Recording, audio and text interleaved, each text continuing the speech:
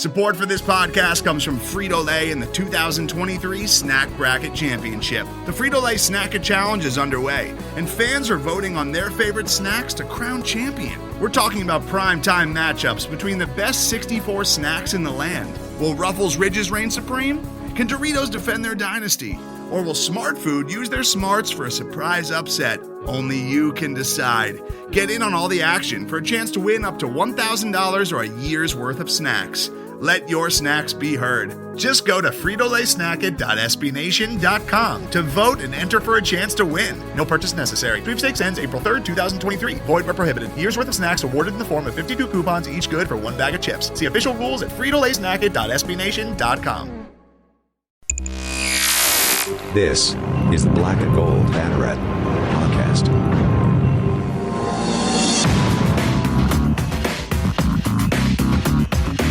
Now, here are your hosts, Jeff Sharon, Eric Lopez, and Brian Murphy.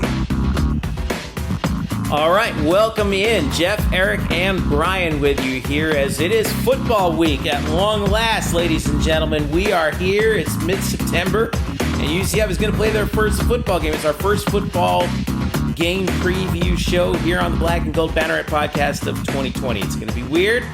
It's mid-September already, but I think we're ready to go. Boys, what's going on?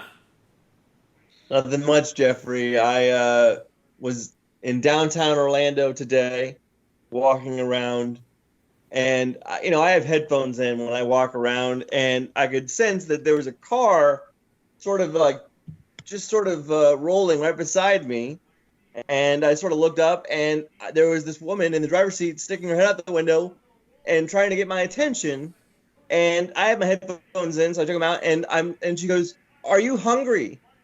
And I said, no, I'm not. And she goes, "Are you sure?" I said, "No, I'm fine, thanks." I don't know what she thought.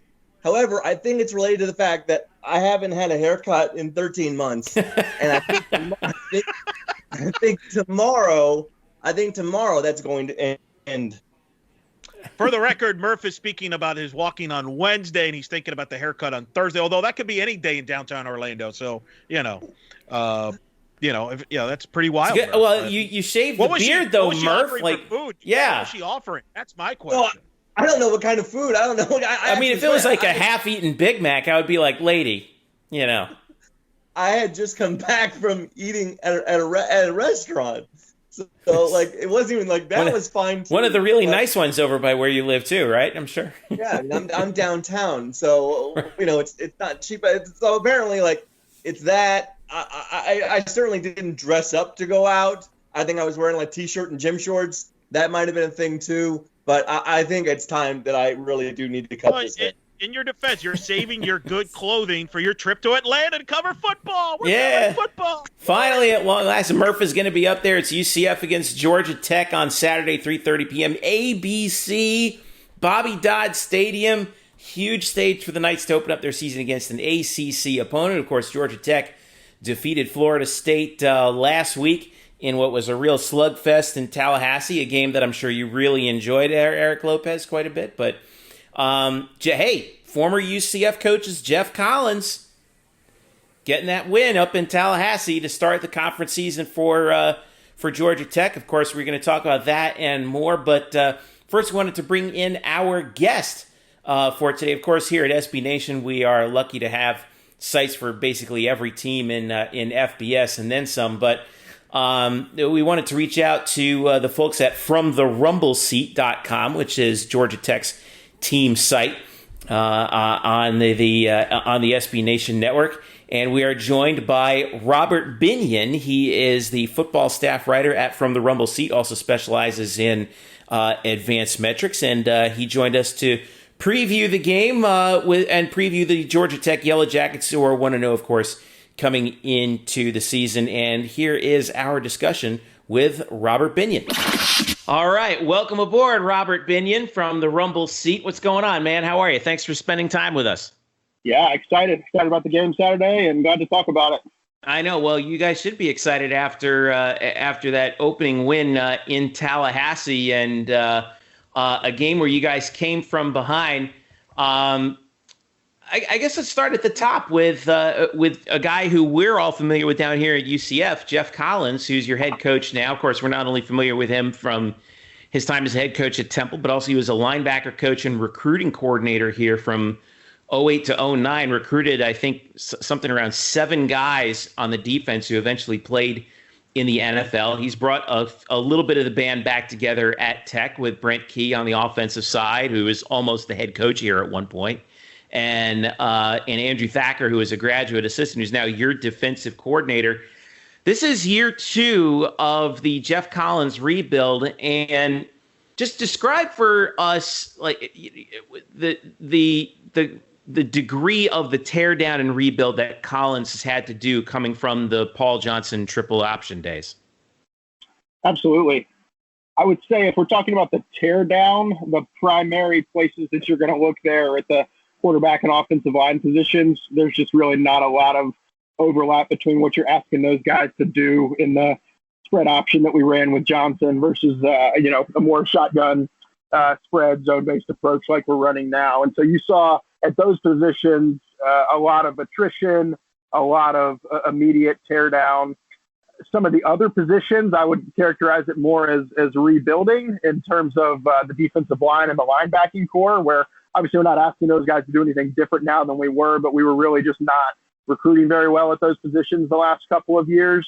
And so what you saw last year was an offensive line and a quarterback who really just struggled from start to finish. It took us 4 or 5 games to settle on a starter last year in James Graham. The offensive line was constantly shuffling guys in and out. We had quite a few season-ending injuries in addition to the overall scheme change. And so what you saw this year was that Collins and Brent Key signed 6 offensive linemen in the recruiting class this year. One of those guys is starting for us at right tackle as a true freshman, Jordan Williams. He's a monster, 6'6", 330, obviously still learning and still growing into his body in some ways, but you're seeing a lot of young guys play in some of those spots.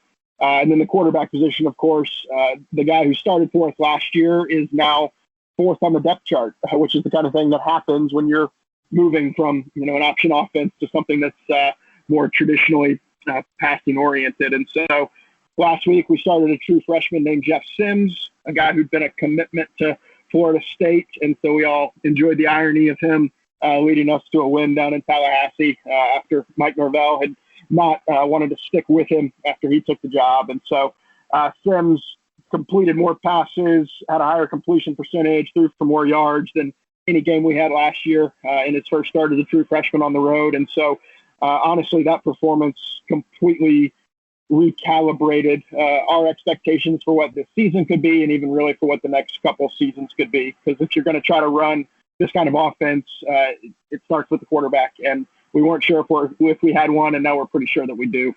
Yeah, I was going to say, to what extent do the expectations change? Because, I mean, let's face it, Georgia Tech was picked to finish last in the ACC this year because of all the turnover that they had. But I thought that Georgia Tech was clearly the better coach team on Saturday. The defense, I thought, was really impressive. And say what you want about James Blackman, but Blackman's been there for a while, and he was utterly confused by what Andrew Thacker was throwing at him. So to what extent do those expectations now get recalibrated based on that win in Tallahassee? I think from our vantage point, Florida State's probably a little bit worse than they were thought to be going in, but I think you also have to consider that Tech is a little bit better than what most folks thought. If you look at Bill Connolly's SP Plus number, something that we're fond of, we moved way up after the performance this week, all the way up to 26th in the country, of course, out of the 76 teams that are actually playing. And our defense, which was in the 70s last year, is 13th. And our offense, which was in the hundreds last year, is in the mid-30s. And so obviously those numbers use a bunch of priors from last year. They use the percentage of returning experience that you have, and then they're beginning to use this week 1. But I think what you see is that from the get-go, Tech seems to be out in front of where they were thought to be. And you mentioned the defense. I think last year, Thacker was putting things in from his perspective, and had some brilliant games, and we had some really rough games where we got no pressure and where, ended up getting beat deep a lot.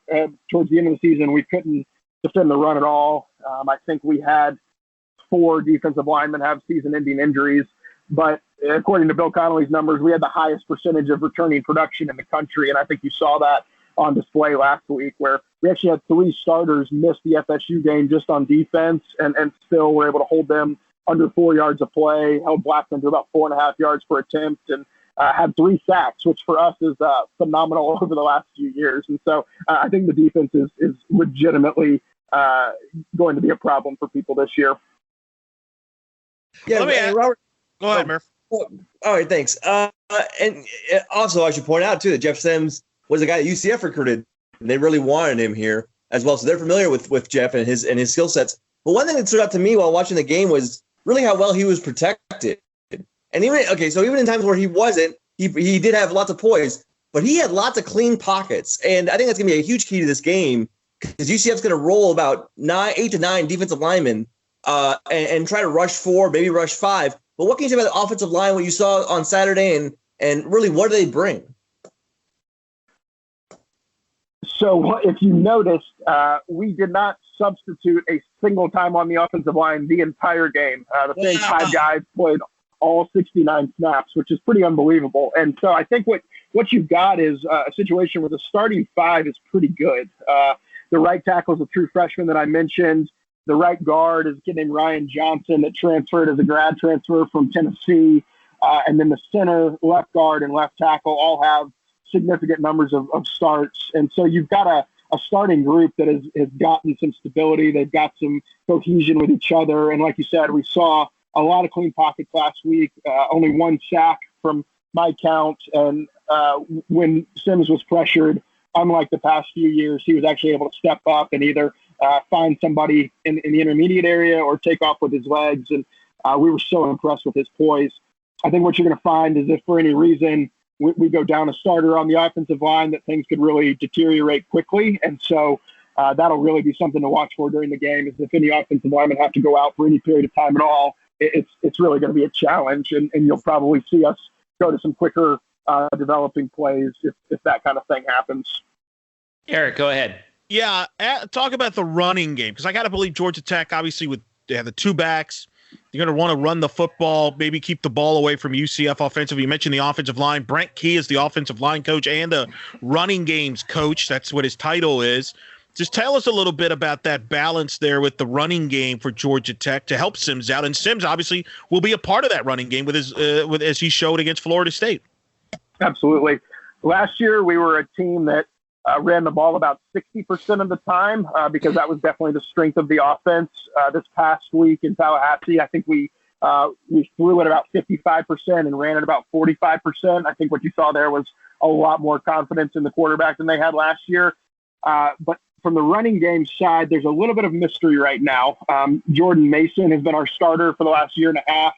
Power back, breaks tackles, was second in the conference behind Travis Etienne in yards after contact last year. But the word on the street is that he suffered a broken foot right at the end of the game in Tallahassee and is most likely out for a significant period of time here. That probably won't be confirmed until kickoff because the way the coaching staff handles injuries, but that's what we're hearing from some of the contacts that we have, which is not good. But we also have a stable of backs where that's probably the position where we're most able to absorb an injury. And so the other guys you're likely to see, the second back is a kid named Jemias Griffin. He was a late addition to the 2019 recruiting class after Collins got hired, was a 4-star kid from up in North Georgia who had been committed to NC State and then had a pre-existing relationship with Collins and ended up flipping. He looked really good in his carries and a few catches out of the backfield against Florida State. The third back that we saw a little bit is a guy named Dante Smith. He's the thinnest of the backs, but can really fly, and they'll probably try to get him in space on the edge, throw some screens, that kind of thing. And then the fourth back, who missed the game this past weekend, but from what we're hearing is planning to play this week, is the true freshman Jahmyr Gibbs. And so he was the best recruit that we've signed since 2007. A really high 4-star kid at Florida and LSU were the other schools in his final 3. And the word out of camp is that he's just an athlete like you wouldn't believe. And so we're really hopeful that he's going to be able to get on the field this week. He's going to be at full strength. I think if he is, you're going to see a lot of 2-back sets with probably Griffin on one side and Gibbs on the other. I think you'll see both Gibbs and Smith getting split out into the slot a fair amount, and you'll really see those guys involved a fair amount. And like you said, of course, Sims is going to be involved in the run game. He's going to have called draws. He's going to scramble on pass plays. He's going to run zone read. Rewatching some of the tape this week, there were definitely some reads that he missed on some of those plays. So I think that's an area for growth, and that's also an area where your defensive line could definitely make some hay if they're able to get in the backfield and confuse him. So I don't think that's yet a strength, but some of the called outside zone runs are where we really hurt Florida State, and we would expect to keep trying that stuff this week. We're talking with Robert Binion from the SB Nation Georgia Tech team site from the Rumble seat. Robert, when you look at the challenge that UCF presents the Georgia Tech defense, and again, Andrew Thacker, the defensive coordinator, familiar with UCF, and it was good to see the coaches. They having been at UCF, they understand that this is not some team that they're going to just run over. But when we talk about the matchup with UCF's high octane offense against Georgia Tech's defense, which, like we said, did a very good job against Florida State, but this is an entirely different ballgame here. What's your biggest concern on the Tech side as far as how they match up with the Knights? To me, it's got to be the explosive passing game. Tamorrion Terry got open deep a few times last week, and either Blackman overthrew him or he dropped one that he really should have caught for probably about a 65-yard touchdown. Our secondary is really good, but they're also really aggressive. And I think the deep ball off of play action or off of double moves, if Gabriel's able to hit a few of those, you could see UCF scoring a bunch of points really fast. We're not great at defending power runs, but I also don't think that that's necessarily UCF's strongest suit. So I would think, just given the aggressive nature in our defense and some of the weaknesses that were exposed last week, the down the field passing game has got to be the biggest level of concern for Thacker right now. And Robert, what about the kicking game? Because obviously there was two kicks blocked. So what has been said during the week about how do you fix that? Because obviously that's something you just can't have. And Coach Collins took that on himself. He said they've been limiting the number of live reps that they were giving the kicking team for COVID reasons, which is well and good, but this has been a weakness for 4 years in a row now. And so I don't envision it as something that's going to get fixed this week. Harrison Butker was our kicker up through 2016, has been kicking for the Chiefs since then, is an all-pro type kicker, and our kicking game has gone in the complete opposite direction since he left. We've simply been unable to find a replacement. And so, you saw the 2 blocked field goals, a blocked extra point. Drew Kelly was eventually able to make the 32-yarder to go ahead at the end of the game, but kicking is not going to be a strength for this team. I believe we had 1 touchback out of the 4 kickoffs. The others were returned out past the 30. And what we're hoping for from a fan side, from an analysis side, is that you see Collins really start to go for it more on 4th down, because field goals are just not going to be a winning value play for this team this year. We're terrified every time the kicker goes out there. You saw, a protection group that seemed to not even know what they were doing. The left guard and the left tackle were ducking at the snap, it looked like, and just letting the interior Florida State guys hop over them. I mean, it honestly looked like a middle school team who didn't know how to kick a field goal. So I think we're thankful that was the worst part of the game, because it's, the fewest snaps of any part of the game, but it wasn't good, and I don't expect it to all of a sudden be a strength. So I'd look for more 4th down attempts. Our puncher's really good. We hope we don't have to use him, of course, but that's a strength. But the field goals and the kickoffs are going to continue to be an adventure, I'm afraid. This is the 4th ever meeting between these two schools. All 4 meetings will have taken place at Bobby Dodd Stadium. The last time was back in 2000. 2 of them have been decided by 1 score, interestingly enough, including the last one. when Georgia Tech was coached by one George O'Leary. I was there. Yeah. Yeah. And of course, we are as familiar with George O'Leary as you are. But tell us about how George is viewed from Georgia Tech's perspective. We hear all the time about, obviously he did a lot of good things at UCF here, but his tenure at UCF was also did have some controversies. Let's be real about it. But how he will be at the game, and they'll be honoring him, I believe, at halftime, if I'm not mistaken. So, yeah. How is George O'Leary viewed in Georgia Tech circles these days? So I was born in 1987, and so O'Leary was hired when I was 7. At the end of a year where we had gone 1-10, we shared the national title in 1990. Bobby Ross was the coach who built that, and then he left to go coach the San Diego Chargers after the 92 season.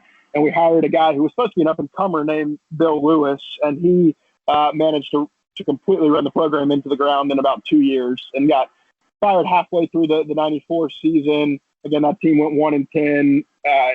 Whatever the opposite of chemistry on a team is what that group had. And so O'Leary came in for what was really a more difficult rebuilding project even than what Coach Collins faced. The level of attrition on the roster, the level of division, the lack of recruiting for a few years had just completely wiped things out. And so he started a slow build. 95, they didn't make a bowl, made some slow progress. 96, still didn't make a bowl, but we started a freshman quarterback named Joe Hamilton that we all knew pretty quickly was going to be the guy, which, of course, is similar to what we're hoping for this year with Jeff Sims. And then by 97, they had made a bowl game. 98, won double-digit games, and finally broke a 7-year losing streak against Georgia, which around here will get you a statue, will get you a lifetime contract extension, whatever you want, if you can beat Georgia. And then he actually ended up beating Georgia 3 years in a row. And I think that's honestly what most fans are going to remember about his tenure. That one, he did something that hadn't been done, I believe, since the 50s, beating Georgia 3 times in a row, as well as sharing an ACC title with Florida State one of those years, going to a couple of much more significant bowl games. And so we were sad when he left for Notre Dame, not all that surprised, obviously more surprised to find out what came out next and then his whole rehabilitation tour. But honestly, he's thought of very fondly. He brought the program from a dark place and took us to heights that we hadn't seen or weren't expecting to see for quite a while. Eric, go ahead.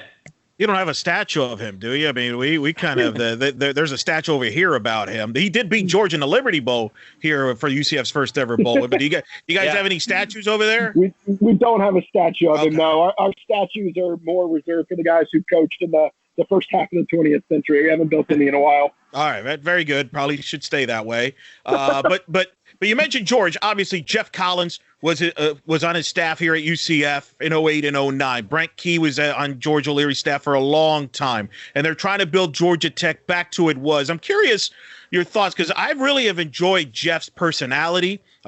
He's on social media a lot. He's wearing the Roman Reigns shirt on when he's on ACC Network in the morning, talking about Roman Reigns, the Universal Champ. I got to believe Jacket fans have got to be excited and believe in the Geoff Collins here. And nothing to take away from Paul Johnson. He did win ACC championships there. But let's be honest, that offense was Geoff. How would you Jeff's favorite offense? How do you feel about that offense? Let him know how you feel about that Georgia Tech offense that Paul Johnson ran. It's an incredible running game with a middle school passing game, a Pop Warner passing game. That's So I'm just kind of curious. What do you think of that transition? How fans feel about it? And with Paul Johnson, who people like Geoff and let's be honest, a lot of people, the majority didn't like watching you guys play offense. Maybe some of you didn't either, but it was somewhat successful yet confusing because you're in this great market in Georgia which has so much talent, and people kind of I felt was that system was holding you back. And now you got Geoff Collins recruiting that area among other places. Just tell me about that theory and how fans feel about it. And Geoff Collins there 2 years in and obviously taking over for Paul Johnson. Sure. And I'm somebody who loves Johnson's offense. I really appreciated the intricacies of it, the adjustments he was able to make that, were nearly invisible in the middle of a game. And of course the results that we had, 2008, 2009, 2014 teams were really good. We had a couple of really good wins over excellent Georgia teams, won an AC championship, won to 2 Orange Bowls. But what you started to see by, the middle of the 2010s was the recruiting really started to tail off. And, you saw that at the offensive skill positions. You saw that especially around the 2 lines of scrimmage, and really got to a point where the advantages that the offense could give you were being negated by the talent deficit. And so you bring in Collins, who from day one is going to focus on Atlanta, focus on the state of Georgia, focus on recruiting. Paul Johnson, he was honest. He would tell you he didn't care much for recruiting. That was not his bread and butter. He wanted to scheme. He wanted to design things, but he was not going to be putting in the hours recruiting, and Collins came in the exact opposite. And of course that fires us up. For me, the way that he's going to communicate, the way he's going to talk about culture, the way that he's going to, present himself on media, really what I care about is, one, does that get backed up with results? And 2, does that resonate with 17-year-old kids that we're trying to get to sign here? And, the evidence from one season so far is that is going to be the case. We signed the 27th ranked class in the country last year, which was our best class in about 14 years. Which is, that's saying something to see that immediate improvement, even when people knew what kind of transition it was going to be. And this year, so far, our class is in the mid-30s. We got a couple of higher tier guys that we're still in on, and we'll see how he finishes. But I think really the way that his creation of culture is going to be measured is one, does that recruiting continue, at a level that ultimately even gets inside the top 20? Because to compete where we are in the South, playing Clemson and Georgia every year, except for this year, hopefully, we can't recruit at the levels that we were under Johnson, where we were in the 40s and the 50s. It's got to be closer to that top 25, top 20 level. And so basically everything Collins does from a media perspective seems to be geared at creating a sense of family on the team, which I think is great, and creating a sense of excitement with potential recruits. The issue is going to be, can we see enough improvement this year and next year to back up the conversation? And I think that, these 21 and 22 recruiting classes are going to go a long way in showing whether this is going to make it or not. What is, and my last question is, Todd Stansbury, athletic director, who also was here at UCF. I don't know, we got a lot of connections here. With these 2 schools, which is kind of fun. But what's been your thoughts on Todd Stansbury and the athletic department at Georgia Tech, how he's doing over there? I spoke recently with Eileen Morales, who's the Georgia Tech softball head coach recently. She's in this Hall of Fame class alongside George O'Leary and Morgan Burnett, who played a great career in the NFL. Just your overall thoughts on Todd Stansbury and the direction of Georgia Tech athletics, which, this was a program that went to the national championship in college basketball over a decade ago, and obviously been a perennial power in baseball for many years with Nomar Garcia-Parra and among many talent. Of course, football, you mentioned the national title in 1990 and competing for the ACC. And I always feel like the ACC is better when a Georgia Tech is competing for championships in all these sports. Just discuss Todd Stansbury and Georgia Tech athletics as a whole and how he's running things over there. Yeah, well, we feel the same. We think the ACC is a lot better when we're competing. Stansbury's hire was something that I was really excited about. He's a Tech alum, and there is something unique about Tech in the way that academics and athletics interact, and even the percentage of the student body who cares about athletics is going to be smaller than in a lot of big Southern public schools. And so you've got to have somebody like Stansbury who understands the uniqueness of Tech, because that's going to have implications for how you fundraise, the percentage of alumni that you can expect to give back to the school. It's going to have implications for what size facilities you're going to be able to build. And I think Stansbury has really shown that he gets a lot of that. He came in a bit hamstrung on some of those fronts, particularly the previous AD had given out a really bad contract on the basketball side of things and had really dropped the ball on fundraising in ways that would have benefited the football side of things. And so Stansbury's come in and been able to implement and get a pretty significant capital campaign done even this year in the midst of COVID limitations. And so we'll have a new anchor building for the athletic department that the shovel should go in the ground for in the next couple of months. We've also seen significant improvements to the baseball stadium, to the basketball locker rooms. And so I think you see a guy who understands the importance of facilities, the importance of recruiting, the importance of developing, well-rounded students who can make the grades at Tech.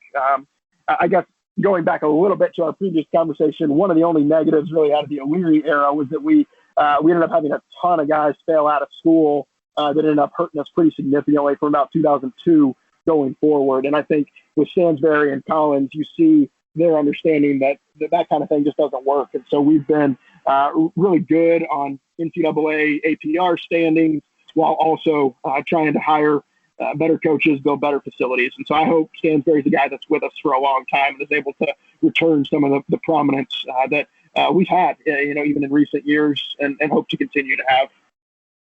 It's interesting that you say that about when George O'Leary left, because here at UCF, he was one of the one thing he was known for was a very serious commitment to academics, and UCF had a very high graduation rate year in and year out under him. All right, let's wrap this thing up, but I can't let you go without asking for a score prediction, Rob. I'm going to put you on the spot. What do you got? I am normally as clear-headed and as much of a realist as I can be. And so if I'm going purely on my brain there, I would say UCF's probably better by a touchdown, which to me would put it around 31-24 UCF. I'd probably take the under. But if last week was real and Jeff Sims is really a quarterback, then I think you could see a different story. But I'll put my official prediction as 31-24 UCF. But I would say let's just watch out and see what happens on Saturday afternoon, because this could be a completely different Tech team. See, guys, I've been telling you, there's something about this Georgia Tech team I'm not liking right now. They're feeling they're confident. They're confident. All right. Robert Binion from the Rumble Seat. Rob, real quick before we let you go, where can UCF fans reach out to you and follow your work with regard to the Yellow Jackets? Yeah, I share all my articles, and I'll be posting stats throughout the game on my Twitter. It's at Robert_Binion. So at Robert_BINION. Come give me a look on Saturday. I'll have an advanced stats preview going up tomorrow for the game if you want to send people my way for that as well.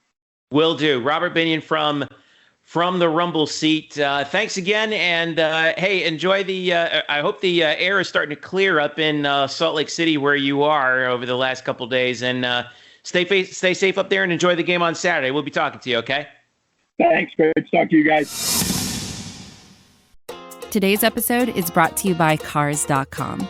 With over 2 million vehicles and 50,000 more added every day, Cars.com will match you with the perfect car for you, your budget, your life, your style. And if you're ready to say goodbye to your current car, Cars.com will get you an instant offer to cash it in. Just start by entering your license plate and get matched with a local dealer who will write you the check. So whether you're looking to buy or sell, just go to Cars.com. It's magical.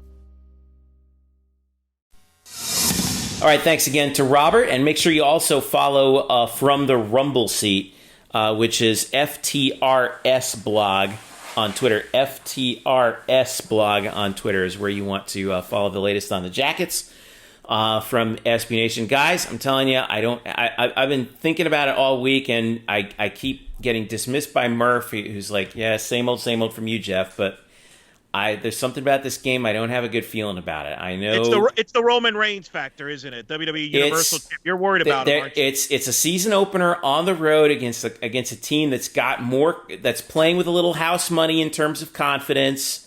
And I know Florida State's not good, but it's still not easy to win on the road in college football, especially the way it is these days. This year, I would argue it is, but that's a whole other story. When there's nobody in the stands. Well, it's and UCF is a 7.5-point favorite according to OddsShark, which that went down from the opening number of 8.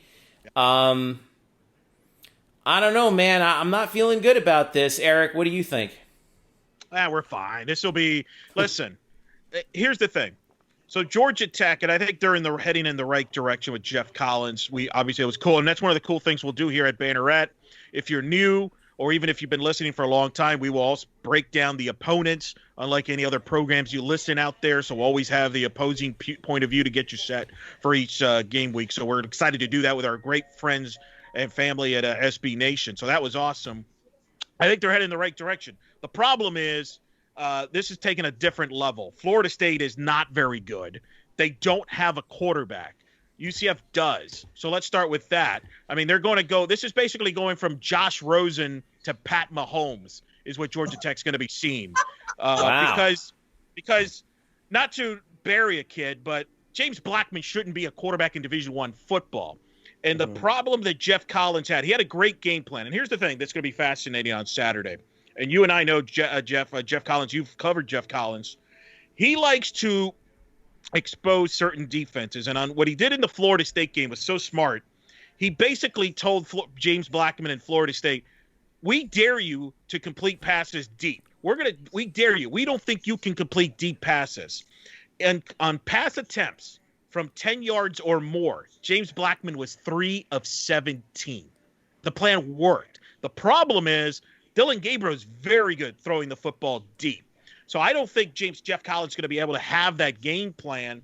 And remember, Georgia Tech only scored 16 points against a Florida State defense that was one of the worst in the ACC last year, and it's not going to get much better this year.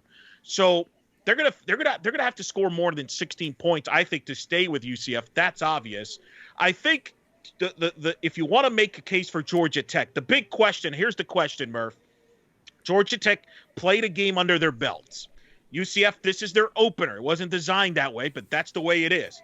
Any factors in that? Do you worry about a team playing with rust against a team that's already played a game? The counter argument would be, well, Georgia Tech hasn't seen any tape of UCF. Heck, they haven't seen a depth chart either, whereas UCF has seen Georgia Tech on tape. So there's the kind of the pros and the cons of this scenario. Where do you side on that? Yeah, absolutely. I don't know where I think I agree with both camps. I don't know if I say one is absolutely more right than the other. I think both are true and beneficial. Like UCF has spent this extra week and a half, like getting all fine-tuned on the fundamentals and details, pre-snap stuff and tackling and blocking. They've talked about this in their interviews with the media with us, in that, they've watched these first 2 weekends of games and seen a lot of the sloppy play that we've seen nationwide. So yeah, you can look at it and say, well, it's a detriment that UCF hasn't played yet, and they haven't had real physical contact yet.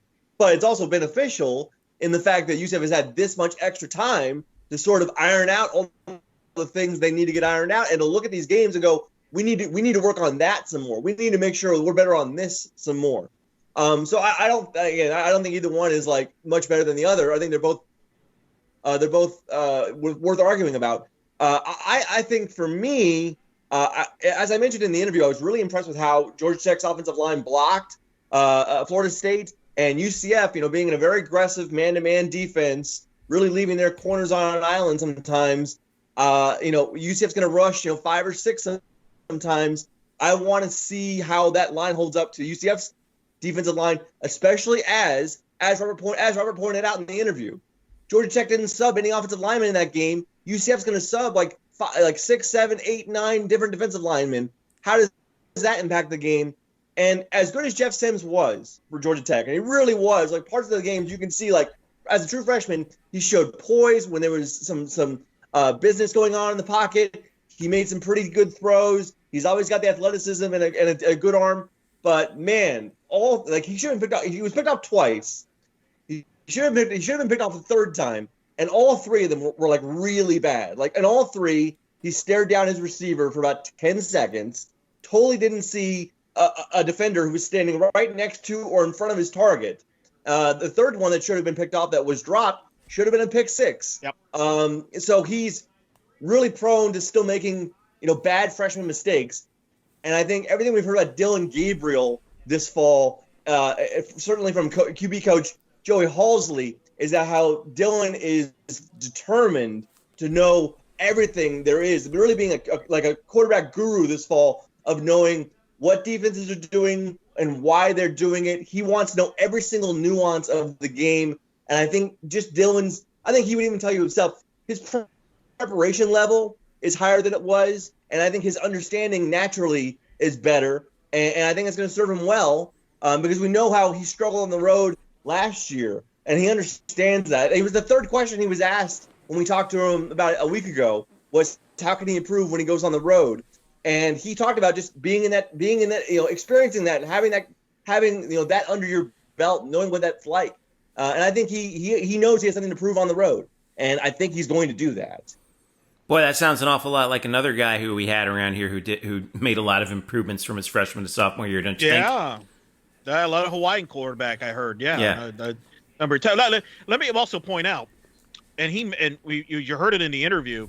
Florida State had open receivers. There were some drops. Like Tate, who's their number one receiver, dropped an easy pass that could have been a touchdown that would have put Florida State up 17-0 and probably put the game away. Didn't happen. I don't anticipate UCF receivers, which I think is more depth than Florida State, dropping as many passes as Florida State did in that football game. I think what I'm fascinated to see, and I want your thoughts on this, starting with you, Geoff. Geoff Collins, I think, is always a defensive mind and Thacker, who they like to kind of look at the opponent's offense and say, okay, what can we attack? What can we expose? What can we put pressure on? And I think they're going to try to put pressure on this UCF offensive line. And I think one of the keys in this game is Matt Lee, who we're projecting at starting center. By the way, if you want an in-depth preview of the UCF roster, in our previous episode, we encourage you to tune into that. We went in-depth on both sides of the ball. But I think that Georgia Tech, for them to be successful and stay in this game to pull the upset, they're going to try to confuse the UCF offensive line. And I think, to me, that's a key factor. Give them some different looks. Make sure that the offensive line misses assignments or maybe gets a little hesitant, starts having some false starts. And, I think if you see some of that could give Georgia Tech a chance, confusing the offensive line, because then they could put some pressure on Dylan Gabriel. Because the problem is, if they don't put pressure on Dylan Gabriel, I think he's going to carve him up. And I don't think Georgia Tech cannot afford to get into a shootout. They will not win a shootout. They won't be able to keep up with UCF, who has way too much depth for Georgia Tech, in my opinion. Yeah, I think you're right about that. With Collins and Thacker, it starts on the front seven, right? And the thing that I am going to be very interested in the first couple UCF drives, how the offensive line looks. Are they causing pressure, like you said, on Dylan Gabriel? I think the real key here, Eric, is going to be UCF's run game, believe it or not, because are they going to be able to run that read option with Greg McCrae and Benno Thompson and anybody else who they might be able to throw out there? Maybe Johnny Richardson, who knows who we'll see out there. But are they going to be able to keep that defense honest? Because if they can hit a couple of those quick runs inside and maybe gash Georgia Tech up front on first down a little bit, that's going to slow down that rush. And also the screen pass. Screen pass. If we watch that Florida State game, one of the positives Florida State Mike Norvell did early, it was that screen passes to the running back, which was effective early against Georgia Tech. And I think Josh could take some notes there and maybe expose Georgia Tech that way too. Yeah, and then if they can tire them out too, we talked about substitutions on the Georgia Tech offensive line. The question is, will they be able to substitute on the defensive line? Because if they can, that obviously bodes well for them. But if UCF's offense starts clicking, and is running at the pace that they want to, that could tire them out. And I really do believe with this different offseason, this adjusted offseason that we've had, conditioning is going to be the biggest factor in every football game that we see. So who's the better conditioned team? We're going to find out, I think, probably early second half, which team has that advantage in that department. Murph, what do you think? Yeah, I thought you guys brought up the 2 points that actually I was going to talk about too. I thought. Oh, excellent! We're all on the same page. I know, right? I know.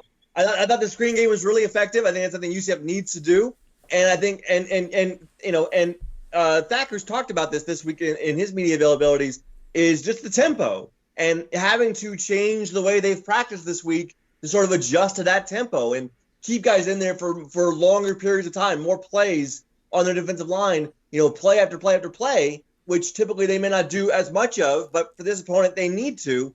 And again, as kind of the cliche, you just can't simulate speed, or especially that kind of speed. And I wonder if they can keep up. And I just, again, if UCF is successful in their first couple of drives and gets out to an early lead, I I don't see that happening. My questions, I'm more concerned on the defensive side, certainly with losing a guy like Kalia Davis to an opt-out, and you're going to probably have to have some freshmen step up you in the secondary.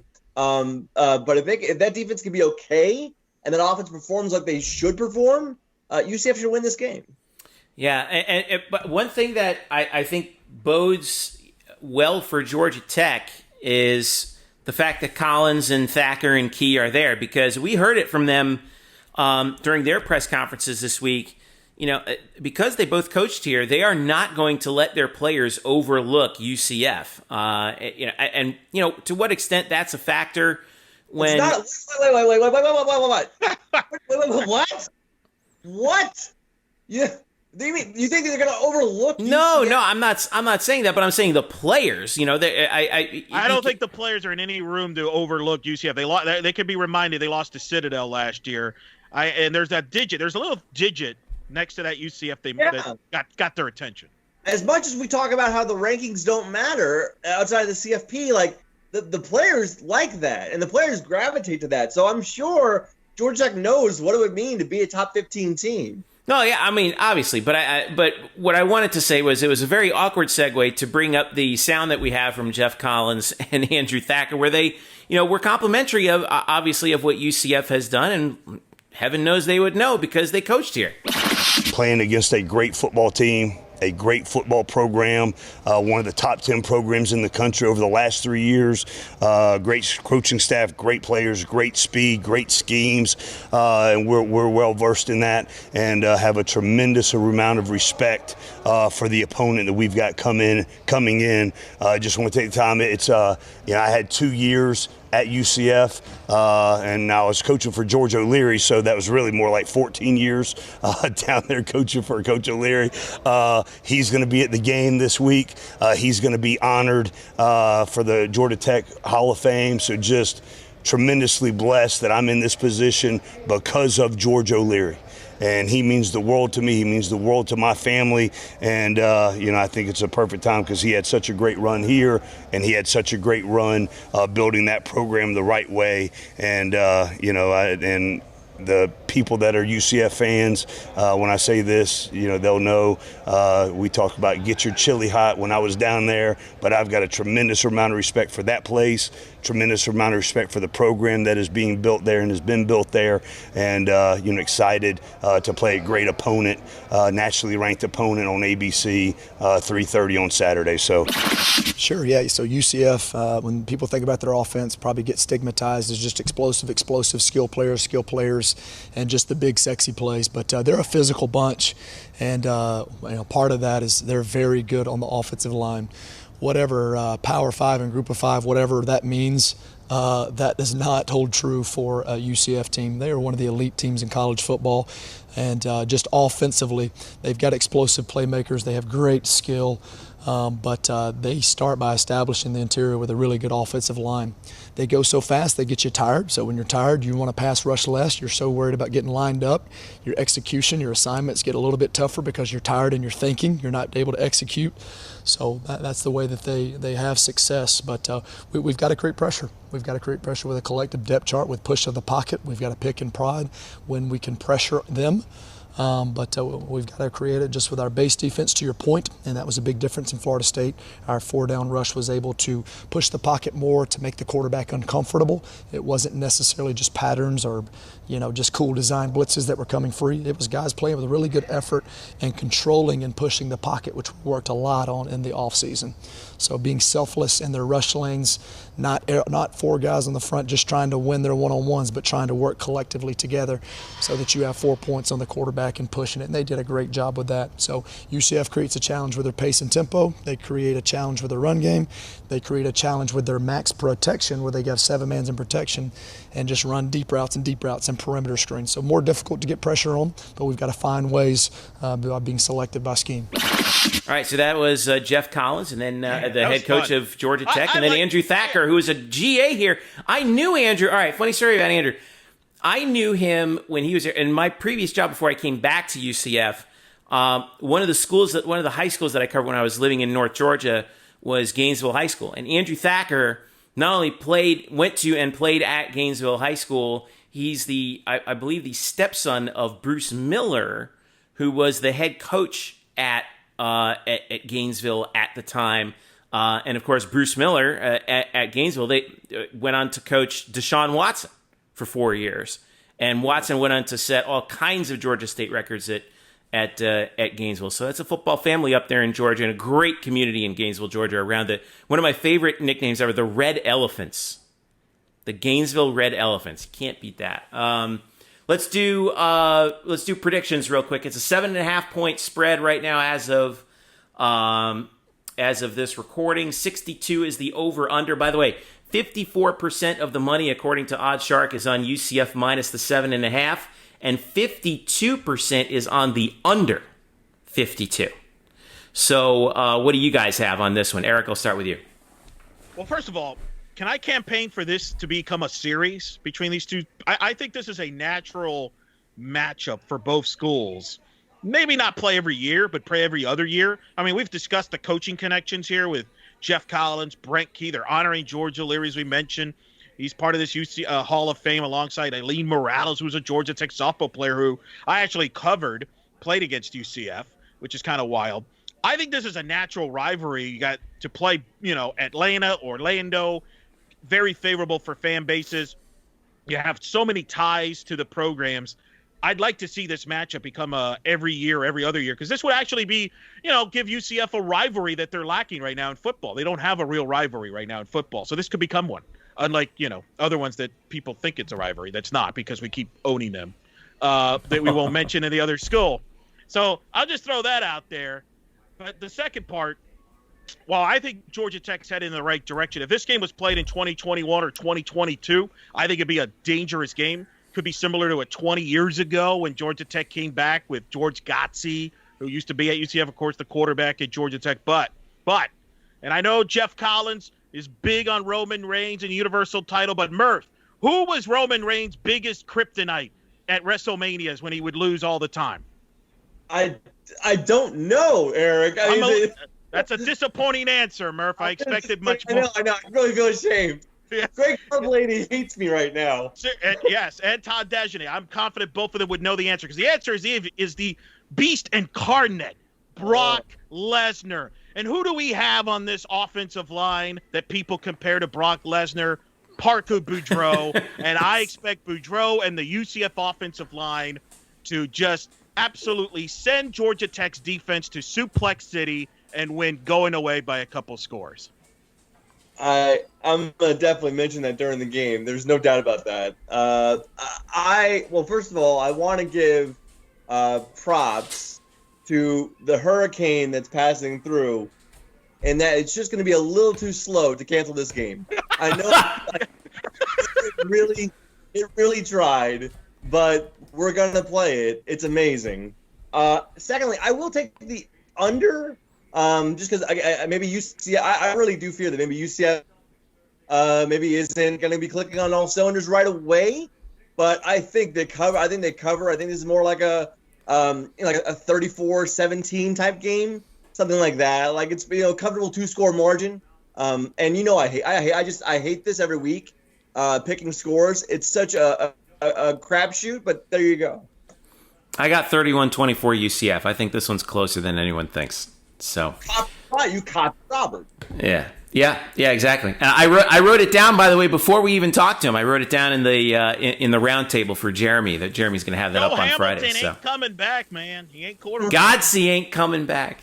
Calvin Johnson's not walking through that door.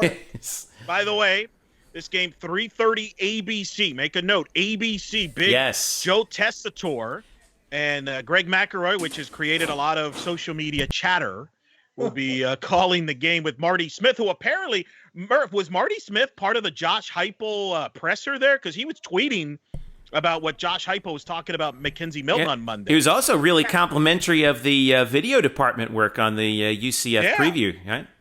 Well, Marty was also in the Georgia Tech presser. And actually, Marty was asking questions in the Georgia Tech presser. He didn't ask any questions in the UCF presser, so he might have just been on the Zoom, but, just listening in. All right. Well, my prediction is Marty Smith, big Mackenzie Milton feature. Watch Mackenzie Milton feature. Don't you just feel it? It's coming, right? It's coming. Yeah. Well, yeah, might be a real tearjerker, possibly from Marty. He's now, Eric, real quick. TV ratings. Yeah. Are we thinking a big number for this one because it's on ABC? Well, so here's an interesting thing, which is going to be very fascinating. So the Georgia Tech played Florida State in the similar time slot. The game got pushed, delayed due to weather. It still drew 3.5 million viewers, 3.5. It's the second best college football number of last weekend behind Notre Dame and Duke, which did 4.2. So it'll be interesting to compare that. One of the problems, though, that UCF's going to have is, and this is 2020 in a nutshell in the sports scene in the fall, and this is why anybody that, can't overreact too much to these numbers. Among the competition they're going to have is the U.S. Open golf tournament. Yes, U.S. Open, which is normally in June, is going to be this weekend on NBC. So they're going to go head-to-head with that, and that draws a big number. And a lot of that, too, could be influenced by if Tiger Woods is in the mix or not. If Tiger Woods is in the mix, as people know, he draws ratings and eyeballs. So that could influence also the UCF Georgia Tech number, because if Tiger's in the mix, then the U.S. Open numbers will go up big in that third round. So I think that's something to keep in mind in that regard. So I think if I had to pick something to keep in mind, the two highest, most viewed UCF regular season games nationally was the Black Friday game against South Florida, 4.7 million viewers. They're not going to touch that. Cincinnati, that primetime game on ABC, 3.2 million. Can they get to that number? That's going to be interesting. 3.1. That one did a 3.1. UCF against South Carolina and Steve Spurrier in 2013 did a 3.2 million viewers. Can they get to that number? I'm going to be curious about. That 3 million number is what you're talking about? That's what I'm thinking. If you can get 3 million, that's a strong number. That would be right up there. I think that's a good number considering, again, you're going up against U.S. Open golf, and golf has been doing monster numbers since its return. It's a big, I think they're up by 30-40%, so I can't explain it, but people love golf. So, and there's other college football that'll be going on during that same time. So that's something to keep in mind. Also, Joe Tessitore, former Monday Night Football voice, joins Steve Levy, Mike Tirico, and Sean McDonough as former Monday Night Football voices that have called a UCF football game. This will be Joe Tessitore's first called UCF football game he's ever called. So there's a little Monday Night Football theory. Which game did Mike Tirico do? 2005 UCF South Carolina. Steve Spurrier's first game. Oh, that's right. Yep. That's right. Okay, yeah. 15 years back. That's not counting Beth Mowins, who filled in on Monday Night Football, or Chris Fowler, who filled in this past Monday night to watch the Steelers thump the Giants. Filling in there if you want to include those two guys. Thanks for the reminder. Lovely. Thanks you. That's a lovely verb choice there, Appreciate Eric. that. Thanks for not rubbing it in. All right. This just in: Saquon Barkley got tackled behind the line of scrimmage again. Good one. Get some offensive line. Hopefully, UCF's offensive line does not look like the Giants' offensive line. Yes. If they let's run that film back and be like, hey guys, here's how you not play offensive line. I have faith that Josh Heupel is more imaginative than Jason Garrett. I can't argue. I can't argue at that point against the Clapper. You know why that is, Murph? Because Jason Garrett's a bad coach. Well, yes, that's correct. Yes. Also, the Giants have no offensive line. All right. Heupel might be a good coach. Yep. ABC 3:30 on Saturday. UCF at Georgia Tech. When we get back, got more to talk about here, including some news in the other sports as well. Stick around. We'll be right back. All right, welcome back to the Black and Gold Banneret Podcast. Geoff Sharon, Eric Lopez, and Brian Murphy with you. Follow us at UCF_Banneret, Facebook.com/Black and Gold Banneret, and, of course, blackandgoldbanneret.com, where we are the home of the UCF Knights on SB Nation. Wow, did we have a lot of news drop today. We're recording this, obviously, Wednesday, September the 16th. Couple big stories that we got to talk about. First and foremost, the Big Ten has made it official. They're coming back to play. And it will be October 24th that the presidents and chancellors, this is according to ESPN, unanimously voted to resume competition, citing daily testing capabilities and stronger confidence in the latest medical information. The season will kick off October 24th. Each team will attempt to play 8 games in 8 weeks, and the Big Ten championship game will be on December the 19th. So they will, and by the way, they will have, each team will play an extra cross-division game for each school. So this is they're throwing this thing into fast forward real quick, and there's no margin for error. Say what you want about what the reason may be it money, politics, or a combination of the two. From a UCF perspective, this is I'll say it right now. I think this is bad news because now the decision's easy for the college football playoff committee. They can just pick the conference champions from the 4 remaining conferences. Now, Brett McMurphy dropped a little nugget today that the Pac-12 was thinking about coming back too. But as of right now, 4 teams or four of the major conferences, 4 spots in the playoff, and that's pretty much going to be it. Heather Dinich also had it, I think, too. Yeah, late October. She's saying late October. So the Pac-12 and Big Ten and the Pac-12 kind of have a brother relationship. They seem to always kind of go in tandems, going back to, obviously, the Rose Bowl and things like that. So I would not be surprised, despite what's going on with everything out west, I think the Pac-12 will also be playing football at the end of October. So so basically the goal now is, from a UCF perspective, it's the G5 spot in the New Year's Six Bowl now, right? Yes. In fact, please, Jeff, let's reenact 2 topics because of this we did in past episodes. Can you please ask Brian, like we did a couple weeks ago, hey, Murph, what did you think about the rankings? Please ask Murph and then ask me. Murph, what did you think about the rankings? They don't matter. Okay. Eric, what about you? Murph's right. He's 100% right. The rankings do not mean squat. So move on. Next question. Remember the concern you had about the UCF Memphis game that was getting moved to the Saturday, October 17th? And I said, no, nothing to worry about. They're going to get a great TV slot, ABC. There's so many spots, right? Yeah, that's gone now. Yeah. Because actually, there is good news about that. The Big Ten. Right. That's still the week before, so we still probably could get a good TV slot for that. That will still benefit. Now you're right, though. The New Year's Six Bowl is the goal, and I will say this: this was not a good weekend for the American from that standpoint because the Sun Belt made a loud statement with Louisiana blowing out Iowa State in Ames. They were ranked. That's going to register. I mean, there were people. I mean, Tim Brando had Iowa State in his preseason top 10. Yeah, that was a shocker what Louisiana did. They dominated that game. Billy Napier, an up and rising star head coach. So I think the Cajuns are legit. And then Appalachian State's always been good. So it's not like it's an automatic. And that's why it's important that not only UCF needs to beat Georgia Tech, but it'd be nice if, cover the spread and put up a store because I think there's legit competition there. But you're right. It's the New Year's Six. And look, the American handled this well. It didn't work out from the national title playoff situation. I do agree because the Big Ten's going to get a team in, maybe 2 teams in. Ohio State, some would say, is the best team in the country. So this is good for college football because it's going to help the television numbers, and I think TV does play a role in all this. Remember, Fox has the Big Ten network, so there's a lot of... And they're really well tied in with the Big 12, too.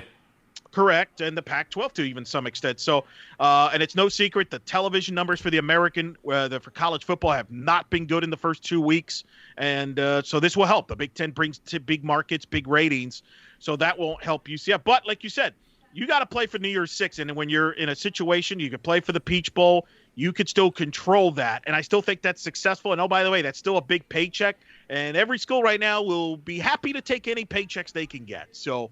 I think that's the deal. Please, people, do me this favor. Don't freak out and get all bent out of shape when UCF wins against Georgia Tech and drops like 10, 12 spots in the polls because the Big Ten is back in the polls. Okay? I don't think that's the thing. Well, the Big Ten news broke. A bunch of UCF fans actually wrote back to me. They're like, "Oh, come on, we never really had a chance to begin." The UCF fan base is so completely jaded by the college football playoff system, and I feel bad because, I really thought that in the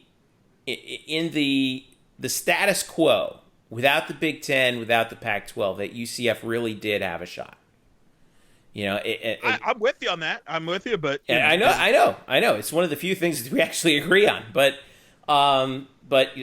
right now, unless something really weird happens, everything goes up in smoke. Now, of course, weird things can happen.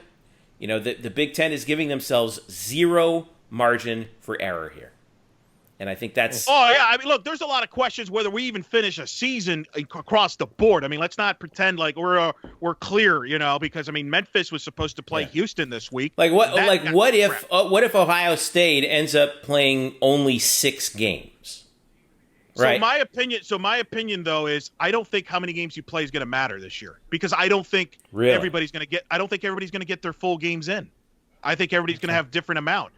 I just don't believe that everybody's just going to not miss a beat. I think, and especially the Big Ten, where you got no bye weeks. Like, we talk about health with football players, and yet we're going to play 8 weeks of football with no bye weeks with a short, preparation. Are you kidding me? Yeah. That's insane. But I don't think everybody's going to play the same amount of games. So I think Ohio State, if they got 6 games in and won the Big Ten, they'll just say, yeah, you're good enough. What it might hurt them is, instead of being a 1 seed or a 2 seed, they might be a 3 seed or a 4 seed, if that matters to you. But if they show that they're one of the best 4 teams, which is always what this has been about, then they will probably get in. But you never know. Weirder things happen. But here's the thing. I really do want to emphasize this. It doesn't matter if you don't win. First of all, it doesn't matter if you don't win the American. Okay? True. So that's the first step. You got to win the American. Number 2, you probably got to make sure that you go undefeated, because if you have 1 loss, now you need help from the Sun Belt to get knocked off, because I'm telling you, Louisiana and Appalachian State are legit. And there's no, who's to say that one of those teams in the Sun Belt goes undefeated. And you could argue, as of right now, the Sun Belt has a better resume because of the wins they had out of conference. That's why this weekend, UCF, Georgia Tech, and Houston playing at Baylor is significant games, because if you're the American, you got to put a result on the board too. Otherwise, people will wonder, like, well, are they really better than the Sun Belt? You don't want that conversation being done by the committee come in November. Although I do think this, UCF will benefit, because if they go undefeated, they will get the benefit of the doubt because they've built a brand now, whereas Louisiana hasn't done. See, Louisiana potentially could be in the UCF shoes in 2017, and they get overlooked by a team like UCF because UCF's won the last few years. So we're now on the other side of the shoe now. It's the irony of all this. That's a fair point. That's a fair point. The other bit of news that came out today, the NCAA's Division I Council finally approved moving the Fall Olympic Sports Championships to the spring. Now, here's the key. This is just the NCAA championships themselves, and so everyone else is going to have to work their schedule around. The NCAA championship brackets will be filled at 75% capacity. So you're looking at, for example, in the NCAA volleyball tournament, 48 teams. The Oversight Committee also reviewed, this is from the NCAA's website. The committee already recommended that they reduce the minimum contest requirements to 50%. So that's the number of games you can play in order to be eligible. Let's see. Just a couple of the details that we have specifically with soccer. The men's soccer College Cup will be May 13th through the 17th. 36 teams, 24 automatic qualifiers, 10 at large. Regular season competition will go February 3rd through April 24th with the selections on April 25th. Women's soccer, also May 13th through 17th. 48 teams in that contest. 31 auto bids, 17 at large. And they will also play those same dates, February 3rd to April 24th. Volleyball will play from January 22nd through April 10th. Selections will be April 11th, and they will have a 48-team tournament. April 23rd through 25th is the Final Four. 32 automatic qualifiers, 16 at-large selections. So, interesting. We thought it would be 32. They came to the compromise of 48, which obviously drops the at-large selections by half, but they're still keeping all the conferences happy. And now we have a plan.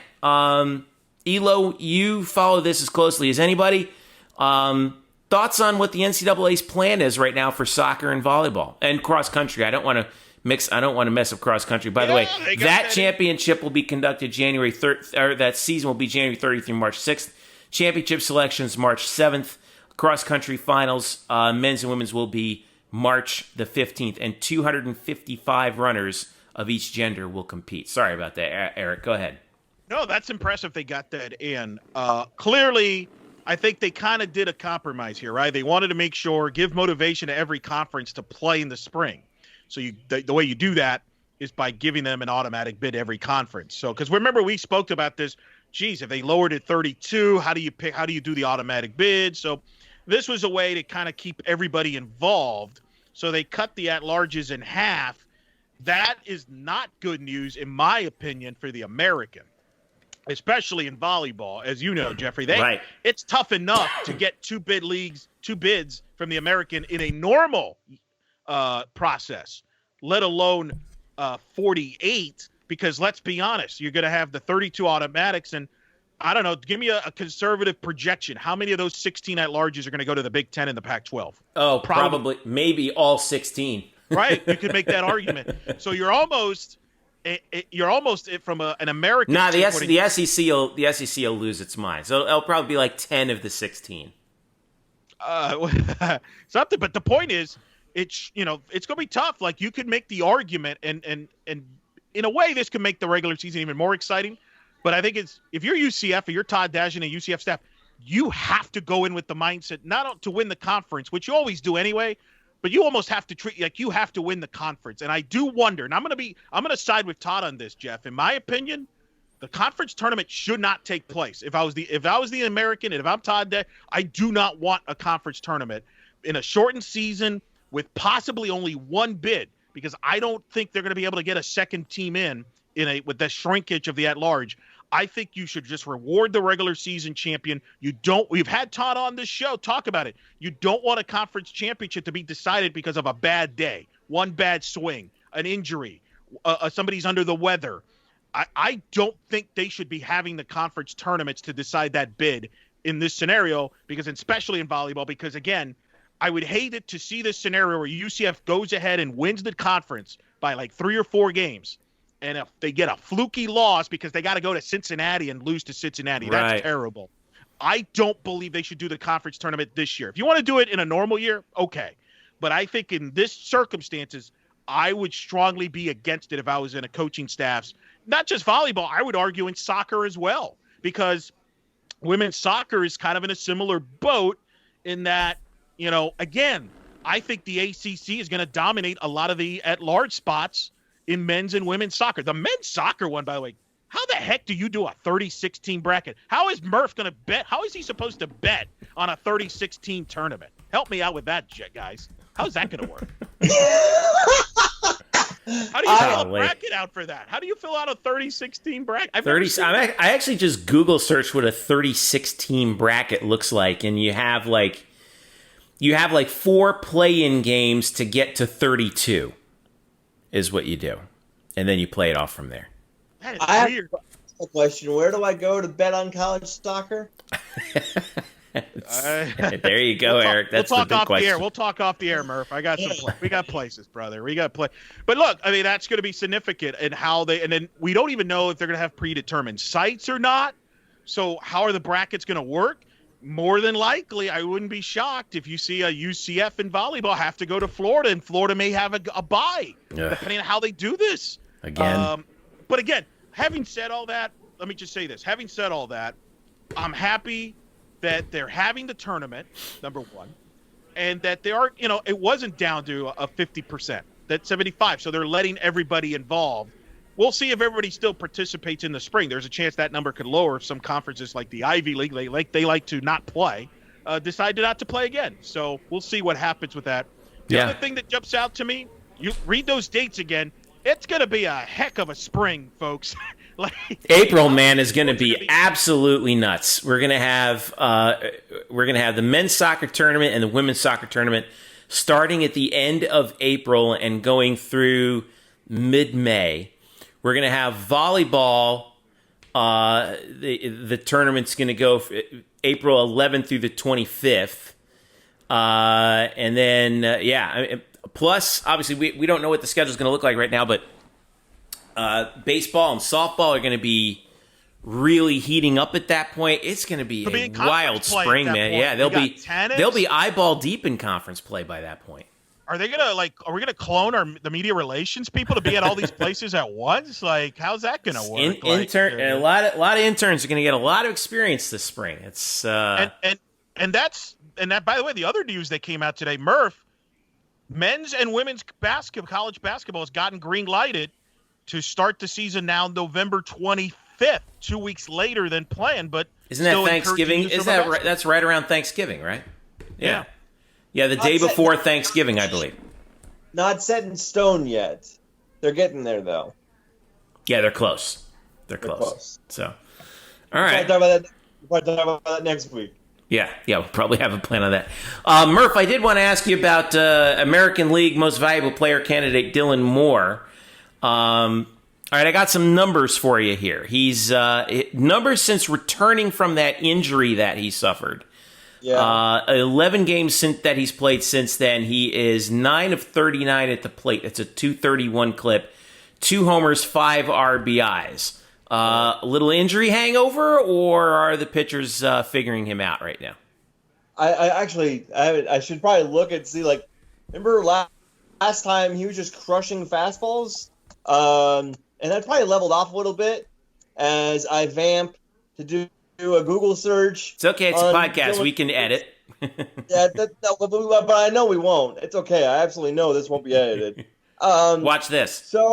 So he's still crushing fastballs. 328 batting average, 691 or 688 slugging. So I think it's just that it's really Dylan Moore sort of just calming down a little bit. I will say as we talk right now, he's 1-for-1 in tonight's game against the Giants. But he's calming down a little bit. He was never going to hit like 340 for the rest of the year. Oh, little faith. He's still having a very good year. I wanted to point out 2 things. One, let's talk about Ben Lively for one more second. Yes. We keep bringing up Ben Lively, and that's only because he keeps outdoing himself in his recent pitching appearances. I was on here last week talking about Ben Lively and how he had just turned in the best start of his career. This was last week. He pitched 7 innings of shutout ball, and had 1 walk, 8 Ks. Well, then he pitched on the 12th of September against whoever that team is. The LG Lions, I believe it is. The LG Lions, I believe it is. Or it can't be. It's by someone else. It's a KBO guy. He plays for the Samsung Lions, the whatever, LG. They all make cell phones. Anyway, go ahead. I know. It's all corporate run. Ben on the 12th pitched 8 innings, 2 hits, 1 walk, and 1 run and 6 strikeouts. So in his last 2 starts, 15 innings, 5 hits, 1 run, 14 Ks, and 2 walks. Now, the Samsung Lions are not going to make the playoffs. They're 10 games out of a playoff spot at this moment.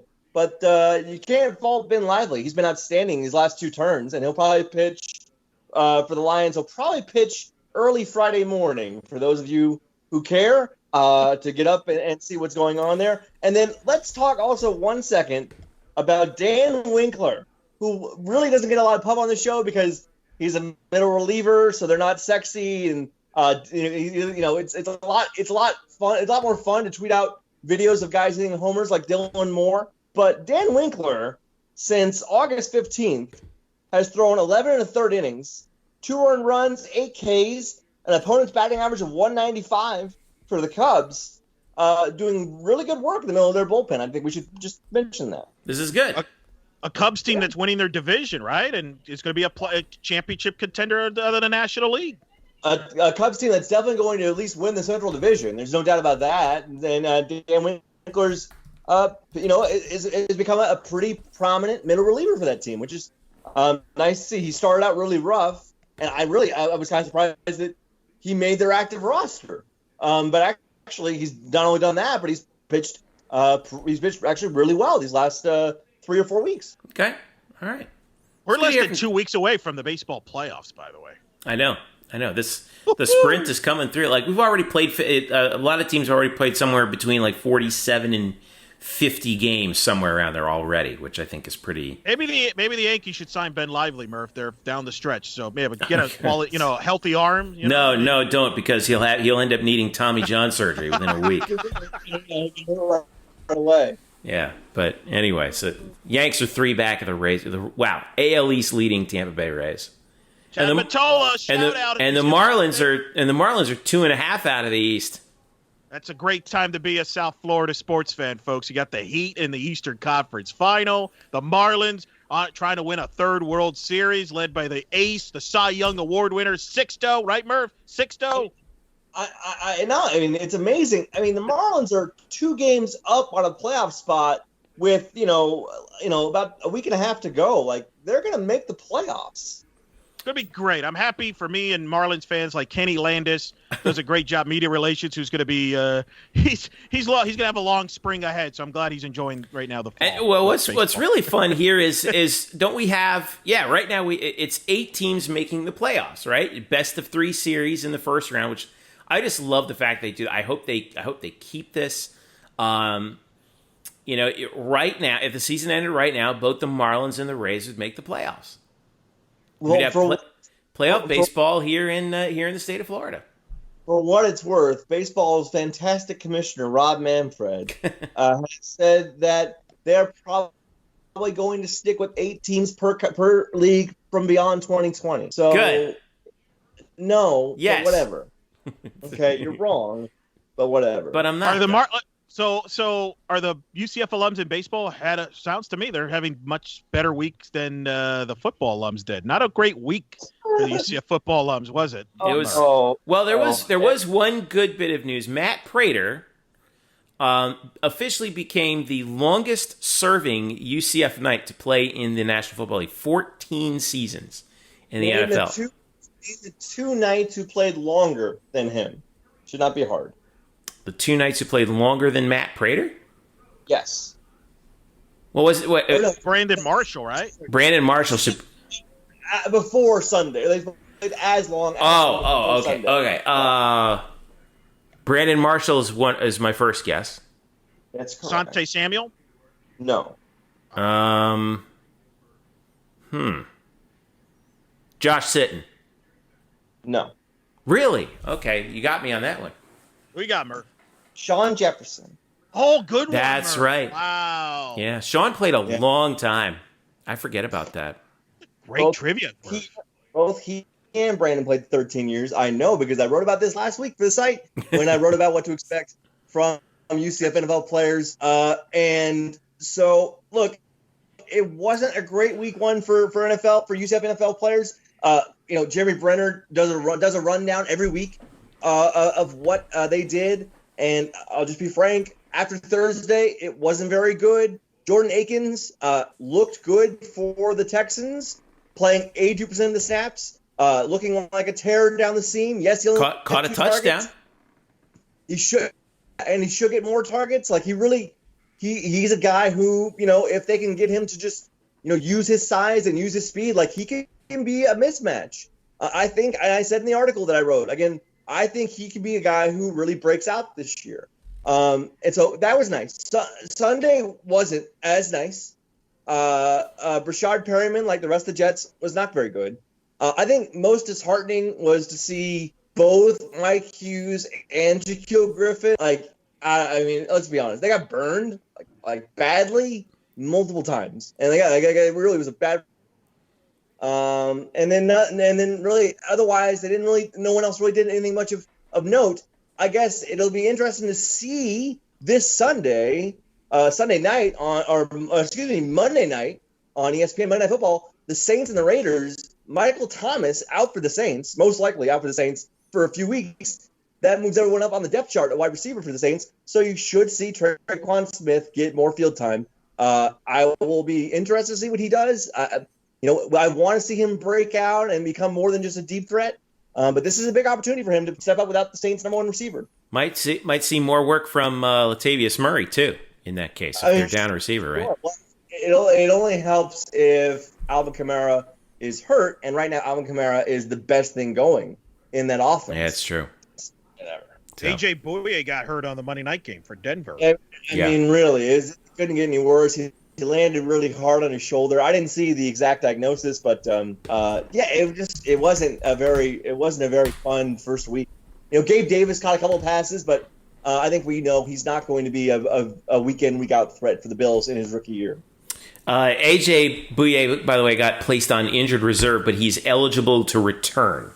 Right, so he'll be back. He'll come back in his early as 3 weeks. That's the new thing. It used to be 6 weeks, or it used to be 8 weeks, and now it's down to 3. 3, right? Yeah. So injured reserve means something a lot different than it used to. Yes. In a way, it's like, it'll be okay. He's on the short injured reserve. They didn't say, or according to the DenverChannel.com, which is Channel 7 ABC in Denver, it was a dislocated shoulder on AJ. So that's going to take some time. He was reaching out. It's one of those things where you sort of land on your armpit. That's kind of what he did. Ouch. It was real. Ouch. I don't recommend it. Yeah. All right, let's go ahead and wrap this thing up, guys. We got more content coming for you in anticipation of football on Saturday. I got a game preview coming up. We also have our season predictions. We go game by game. That's going to be up pretty soon. We're working on our top 30 assistant coaches of all time. We're putting that out this week because, believe it or not, a couple guys who we're going to see this weekend, they made the list. Geoff Collins is on the list, and Brent Key will be on the list. You can check it out, see where he finished ranked among the top 30 UCF assistants. We ranked them down there, and certainly I've already gotten feedback, Jeffrey. Some people are like, why is Geoff Collins ranked? So I can tell people are already tense about this matchup. Would you like to defend Geoff Collins being on the list? Yes. Did you see who he recruited in his 2 years as the recruiting coordinator? I wrote it down. You can check it out and read it. That's what I would prefer, actually. I'm not going to tell you. Go read Eric's article. It's a pretty strong list. Strong list. So we got that going on. By the way, shout out to Taco Fall, Boston Celtics in the Eastern Conference Final. I believe first UCF alum to be in a conference final. And unfortunately, as much as I'm a big Taco fan, and I've rooted for Taco, except this time around because I'm a Heat fan, so I'm rooting for the Heat to hopefully take Taco out in the next week or so. We need Taco to sign with the Miami Heat is what we really need. But remember, the key to that series, as Jeff Van Gundy quoted the great Josh Heupel, Murph, if you're juiceless, you're useless. All right. That was an impressive pull for Van Gundy, man. I'll tell you. I wonder if he got that from Stan. Yeah, absolutely did, right? Like I don't imagine that Jeff Van Gundy's in his hotel room in the bubble, like listening to radio. I imagine he heard that through Stan. Maybe he's listening to his brother's weekly segment in the morning when he's on with Mike Bianchi. Maybe that's where he, But I will say, it was a little surreal to just be lying in bed on Tuesday night, watching Clippers Nuggets, and all of a sudden, coming out of break, Jeff Van Gundy just drops. I go, oh yeah, I heard this line from the University of Florida head coach, and I'm like, what is happening? And so, I will say this, it's a corny line, but it's a hell of a lot better than 1-0. It's a I'll take hell it. of a lot. I will take it 8 days a week. If you're juiceless, you're useless. I'm on board for that. If it means we can stop hashtagging go 1-0. I love the fact that that UCF already branded it with the Citronaut too. Did you see that? All right, so you think we could get merchandise out of this? Can we get free gear out of this? That'd be cool. I mean, I'm gonna have to talk to the guys at Breaking Tea, see if we can make something out of that. I'll see what we can do. Don't they have to? And again, like, how does Otis Anderson not fit into this? He's got to. I know. Juice. I like the potential of this. I really do. Yeah. This is there's a lot of angles to it.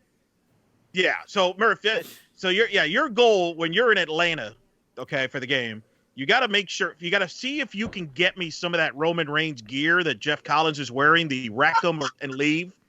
And if they're playing his theme music coming out, you got to pump that up on your video, and then find out if we can get, if you're juiceless, you're useless. Like, can we get any merchandise out of this? Those are your responsibilities.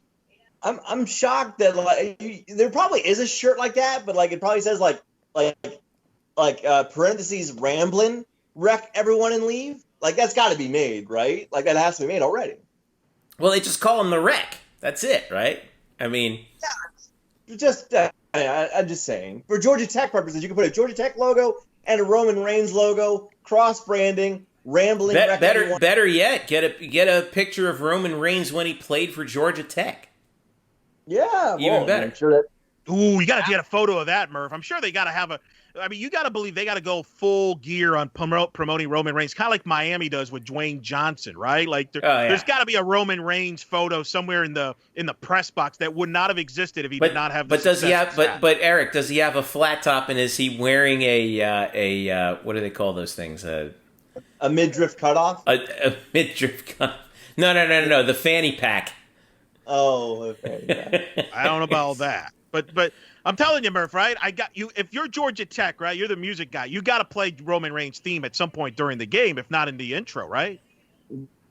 Does that intimidate Parker Boudreaux then? Like what happens now? I'm just saying. I mean, East Carolina plays the Undertaker music at their home games. I'm just saying. And, if I'm Parker Boudreaux, I come out with a Brock Lesnar shirt and really, just freak him out. Just pour it on. Yeah, I'm all for it. I do think there's got to be some sort of Roman Reigns insignia somewhere in that stadium now.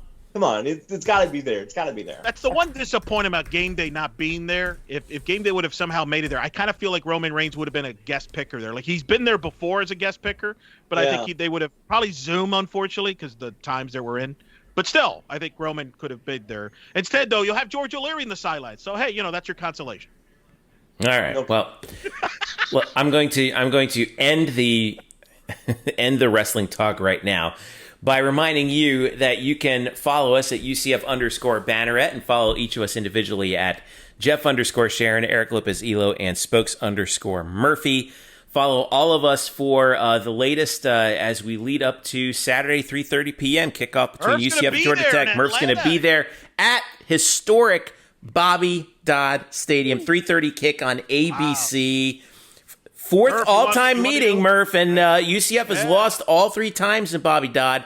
Can they finally break the ice against the Yellow Jackets? We're going to find out. So, Murph, you want any dinner recommendations? I hear Lou Williams has some places he likes in Atlanta. Okay, that's enough. All right, we're going to have to get out of here on that. For all of us at Black and Gold Banneret, and for by the way, special thanks also to Robert Binion from the Rumble Seat. You can follow them at FTRS Blog. That's FTRS Blog on Twitter and FromTheRumbleSeat.com. For all of us here at Black and Gold Banneret, and for Eric and Brian, I'm Jeff saying thanks for listening. This has been the Black and Gold Banneret Podcast.